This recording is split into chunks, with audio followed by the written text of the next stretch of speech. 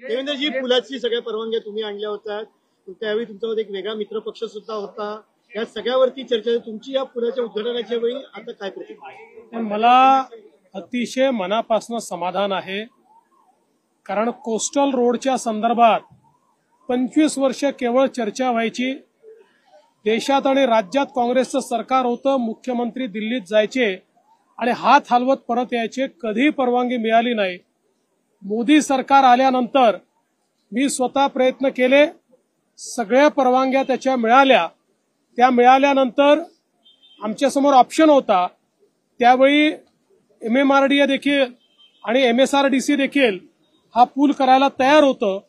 पण त्यावेळी आमच्या मित्रपक्षाच्या आग्रहास्तव, उद्धवजींच्या आग्रहास्तव मी हे काम महानगरपालिकेला करण्याकरता दिलं. आणि त्यानंतर या कामाची मध्यंतरी काय परिस्थिती होती आपण सगळ्यांनी बघितली. पण पुन्हा नव्याने सरकार आल्यानंतर शिंदे साहेबांच्या नेतृत्वात ज्या वेगानं हे काम आम्ही पूर्ण केलेलं आहे हे आपल्या सगळ्यांच्या नजरेसमोर आहे. त्यामुळे खऱ्या अर्थानं महायुतीच्या सरकारमध्येच सुरू केलं आणि महायुतीच्याच सरकारने हे काम पूर्ण केलेलं आहे. 100% केंद्र सरकार आणि राज्य सरकार दोन्हीकडे महायुतीचं हे श्रेय आहे असं मी या ठिकाणी म्हणेल.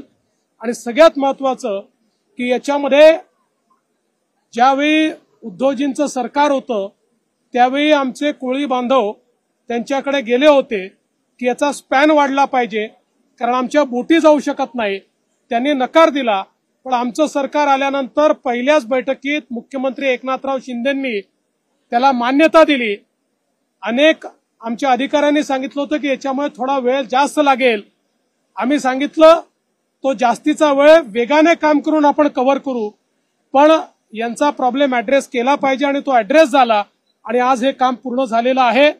दुसराही स्पॅन हा लवकरच सुरू होणार आहे आणि त्यानंतर सीमलेसली या कोस्टल रोडवर आपल्याला प्रवास करता येईल.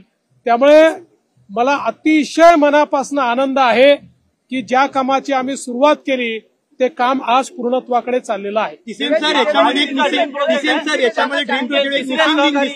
एक मिसिंग लिंक दिसते. अजित पवार अनुपस्थित आहेत. अजित पवार असं नाही आहे, पक्षांना जोडणारा सेतू कुठे काही अडचणी काही अडचण नाही आहे. दुसऱ्या कार्यक्रमात त्यांनी मलाही सांगितलं, यांनाही सांगितलं. त्याच्यामुळे काळजी करू नका दादा, याच रोडने प्रवास करू.